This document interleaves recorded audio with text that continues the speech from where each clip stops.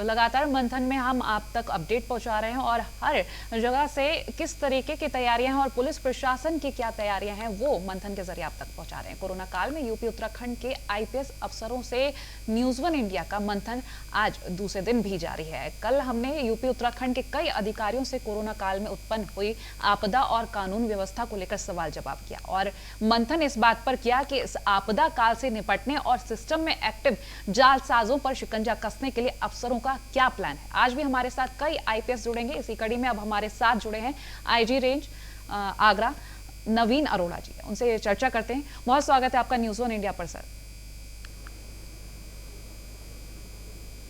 Thank you Komal ji. Sir मेरी आवाज मिल पा रही है आपको?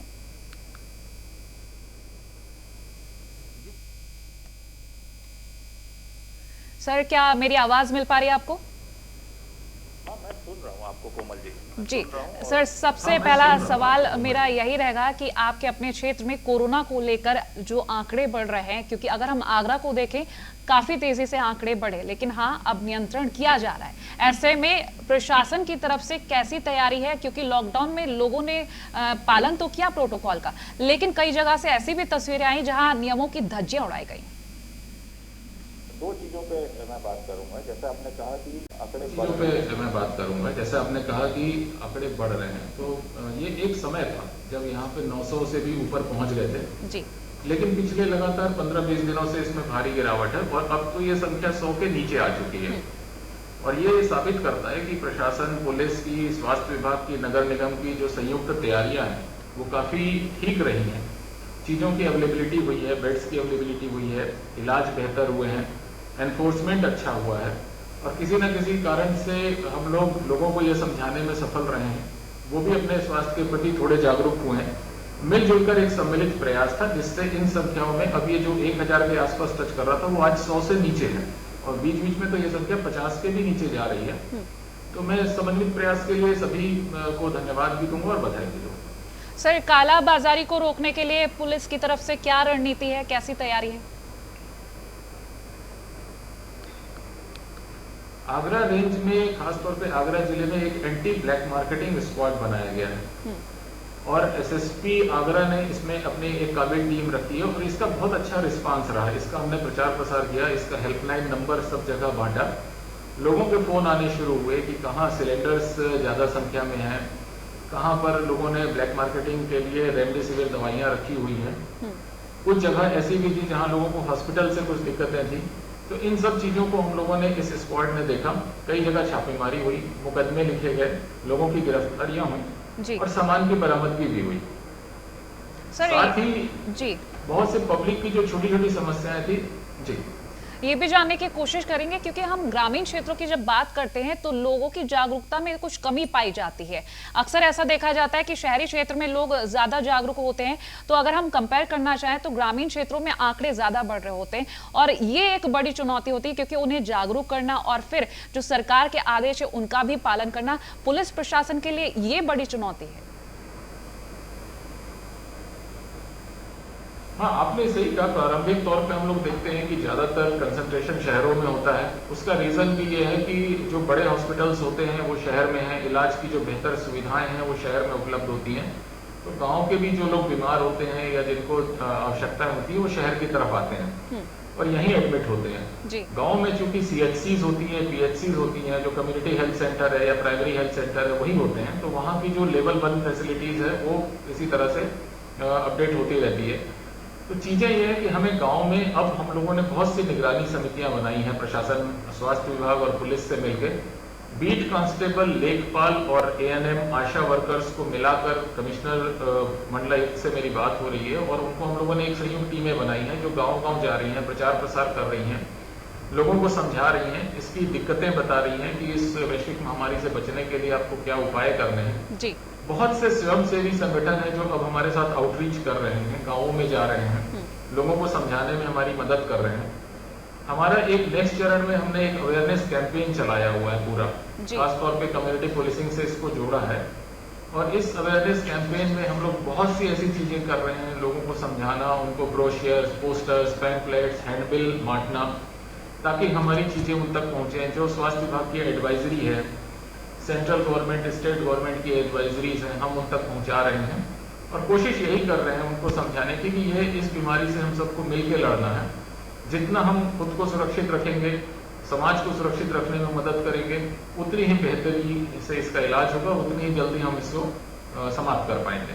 ठीक सर, जो फोर्स के लोग हैं, आप लोग हैं, इनके लिए भी खतरा उतना ही है जितना आम लोगों के लिए। इनफैक्ट अगर बात करें पुलिस कर्मियों की, जवानों की, तो उनके लिए ज़्यादा खतरा है क्योंकि वो आगे चलकर लोगों को जागरूक भी कर रहे हैं। ऐसे में अगर हम पुलिस कर्मियों के लिए गाइडलाइंस की बात करें तो किस तरीके के नियम बनाए गए?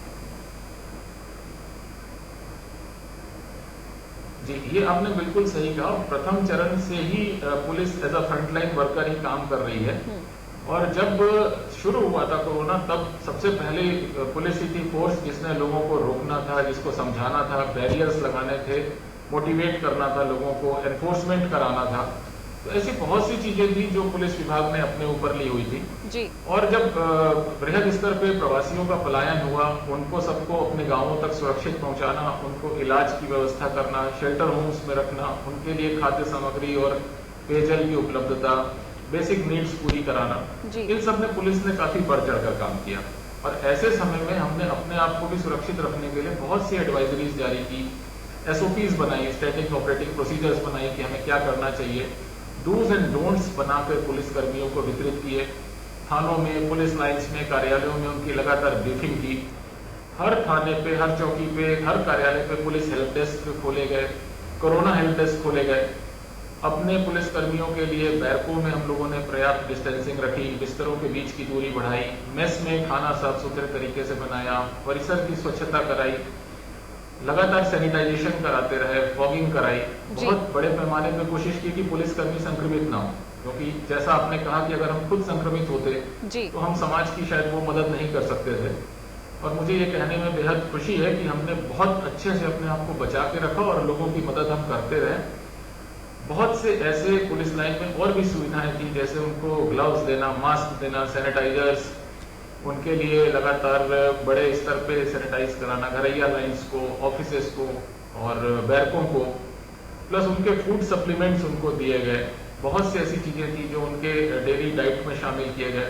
हम लोगों ने स्पेशलिस्ट डाइटिशियन से मिलकर उनका डाइट प्लान बनाया, जिसमें काढ़ा देना उनको, हल्दी दूध देना, प्रोटीनस डाइट देना, स्प्राउट्स उनको सप्लीमेंट में देना, plus ascorbic acid, vitamin C युक्त भोज्य पदार्थ, पेय पदार्थ, संतरे का जूस, मौसम्बी, ऐसी कई चीजें, आंवला, उनके हमने भोजन में शामिल किया। तो हमने इम्यूनिटी भी बढ़ाई और उनको अपने आप सुरक्षित रख के उनको वो चीजें भी प्रोवाइड करी, जिससे हम लगातार अनवरत ड्यूटी करने में सफल रहे।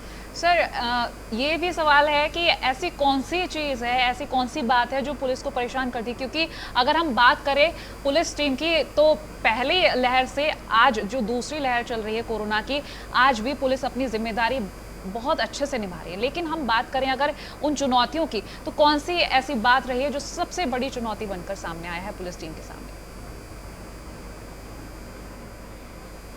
हम लोगों ने दो तीन चीजों को ये माना कि सबसे पहले तो अपने को सुरक्षित रखना है, तब हम समाज की सेवा कर पाएंगे।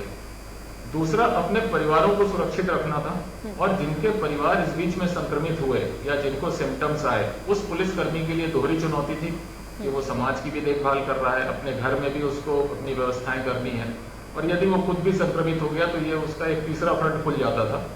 तो ऐसे में बहुत संभाल के हमें चलना था। दूसरी, एक जो प्रवासी, जिस समय प्रवासी श्रमिक आए उस समय हमारे पास बहुत सारा काम हो गया था और लगभग हमें कई फ्रंट पे एक साथ काम करना पड़ रहा था, क्योंकि उस समय पॉजिटिव केसेस थे, कंटेनमेंट जोन्स बने हुए थे, आइसोलेशन जोन्स थे, सेंटर्स थे, हॉस्पिटल में क्वारंटीन फैसिलिटी थी, आइसोलेशन फैसिलिटी थी, शेल्टर होम्स बने थे। एक साथ सब चीजों को मैनेज करना था, अपनी छवि को भी बचा के रखना था। हम इस महामारी से लड़ रहे थे, कोई हम अपने ऐसे लोगों से नहीं लड़ रहे थे जिनको हमारे खिलाफ काम करना था।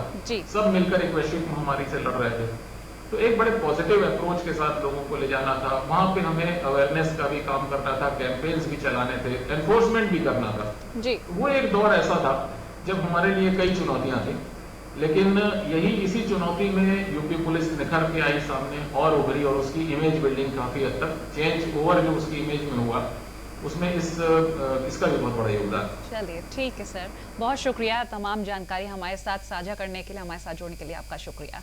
तो लगातार हम मंथन में तमाम अधिकारियों से बातचीत कर रहे हैं और कैसी उनकी रणनीति है आप तक पहुंचा रहे हैं।